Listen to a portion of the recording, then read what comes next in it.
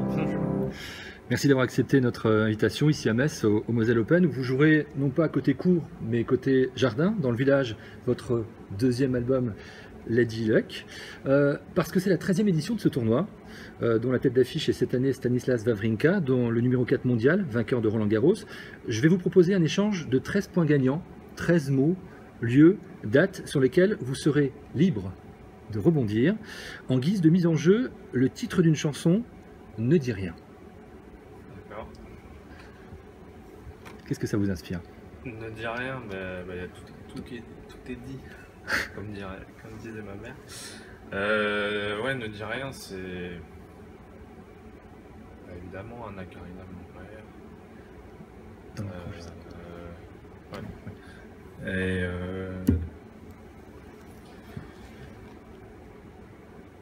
c'est, enfin moi le bon souvenir de cette chanson, c'est le duo que j'ai fait avec ma mère, Ouais. en 2001. Ouais. Et c'est le premier titre public, Ouais. enfin mon premier titre dans la chanson, un beau, très beau souvenir. Ouais. Si je vous dis oreille musicale. Oreille musicale, tout de suite musique. Oreille musicale, c'est pas musique. En l'occurrence, l'oreille musicale que vous avez, dont vous avez hérité.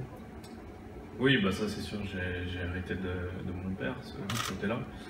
Mais après, ça a été des années de travail, donc c'est ma mère qui m'a bossé sur ça. Ouais. Nous sommes en 2006, vous quittez Paris pour Londres.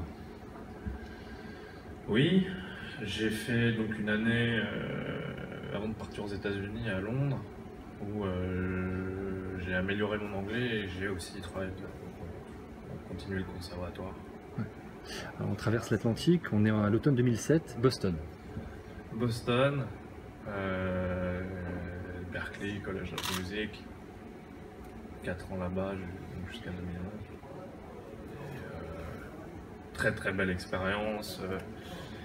D'ailleurs, 2 musiciens qui jouent avec moi ce soir sont diplômés de Berkeley aussi. Donc, on fait des belles rencontres.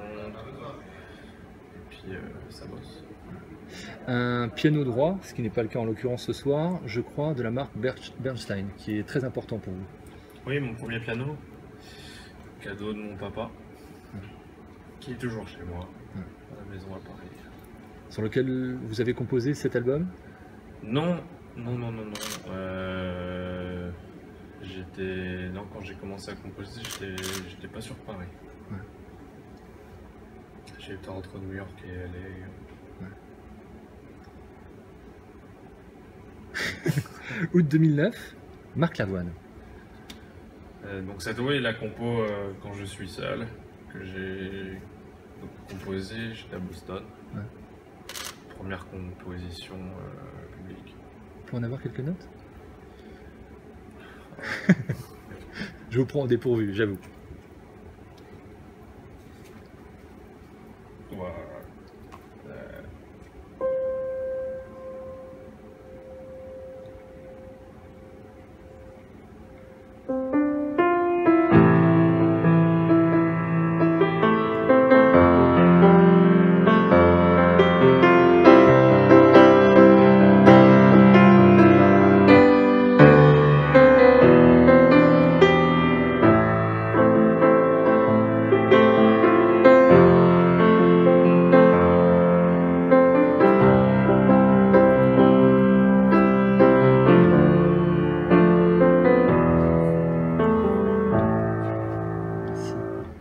Un an plus tard, août 2010, un détour par Angoulême.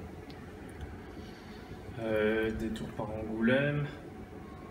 Oui, pour le festival de film d'Angoulême. C'est un lieu important quand même pour vous, puisque c'est la première fois. Premier concert. C'est pas le premier concert, c'est la première fois. Non, le premier concert c'était à la salle Playel en 2007. Ouais. 2007. Juin 2007. Enfin, premier concert public. Ouais. Mais oui, c'est aussi donc 2010. Première fois que je vais sur scène en France. Parce que juste avant il y avait eu Israël. que c'est une confirmation pour vous à ce moment-là que votre voix, VOIE, elle passe bien par la musique et par la scène, parce qu'on peut évidemment rester aussi en studio? Absolument. C'est vrai qu'on est toujours plus à l'aise quand on est en studio, sur scène, là, c'est pas la même chose, enfin c'est deux choses différentes. Et je dirais que ces deux choses sont très excitantes. Autant être en studio que sur scène, c'est quelque chose qu'il faut aimer pour y être. Un an plus tard, le premier album et un nom comme ça, Scarlett Johansson. Comme ça. Comme ça. Bah ouais, Bonnie and Clyde. Et bah fier.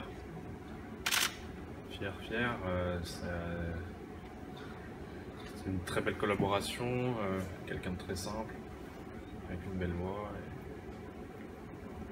Et Une des collaborations d'album. Restons encore aux États-Unis, Johnny Depp. Un très très bon ami, comme un oncle, comme un grand frère. Et quelqu'un d'assez étrange et unique. New York, Ara Stark. Ah, ça c'est une très longue histoire, ça a commencé déjà en quelle année 93, 92, 93 à Formentera, j'avais 7 ans. Et bah c'est ma soeur, c'est une grande soeur, c'est la famille. Et finalement, c'est elle quelque part qui vous ramène indirectement à Metz aujourd'hui, c'est ça? Oui, absolument. Racontez. Eh ben, c'était octobre 2014. J'arrive à New York donc avec ma copine et je débarque chez elle à peine arrivé, comme voilà, la famille. Et là, je rencontre Yvon, Gérard et sa femme, parce que c'était un dîner où c'était l'anniversaire de leur fille. Et donc on a discuté, c'était très sympa. Et puis ensuite,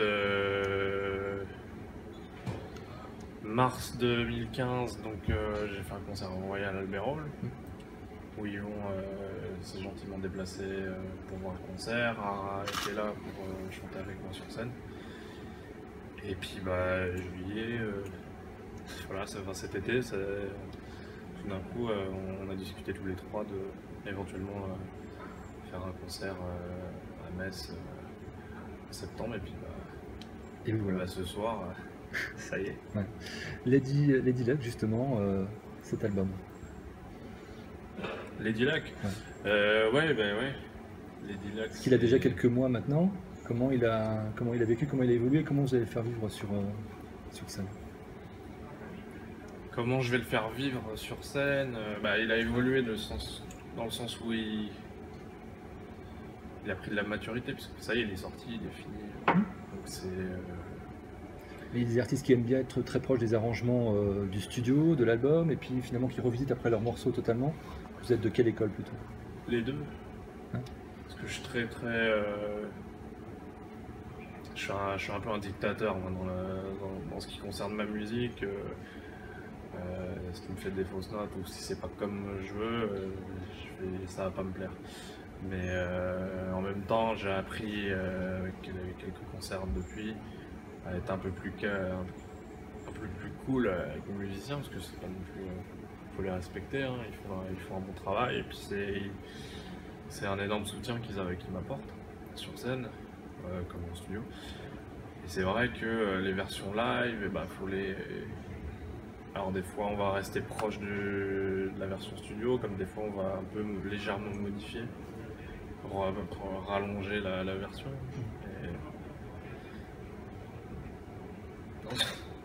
C'est cool. Le mot tennis, forcément, on n'est pas très loin des cours. Le sport, le tennis en l'occurrence. Le tennis, alors je sais pas si je devrais le dire, mais Je n'ai jamais vu de match en live. C'est l'occasion. C'est l'occasion, ouais. Alors en guise de balle de match, deux petits plaisirs. Quand on se met derrière un piano, généralement il y a toujours des accords qu'on plaque machinalement. Je voudrais savoir quels sont, quand vous vous mettez derrière un piano, est-ce qu'il y a quelque chose que vous jouez machinalement quand vous arrivez derrière le clavier, sur lequel vous démarrez à chaque fois?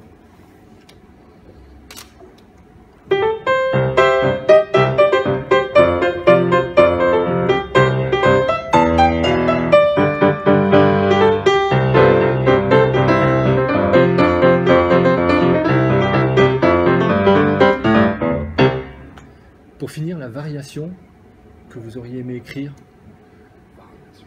la variation qui vous fait totalement fondre, vous auriez aimé écrire et malheureusement que vous n'avez pas écrite, et que de temps à autre vous jouez pour votre plaisir.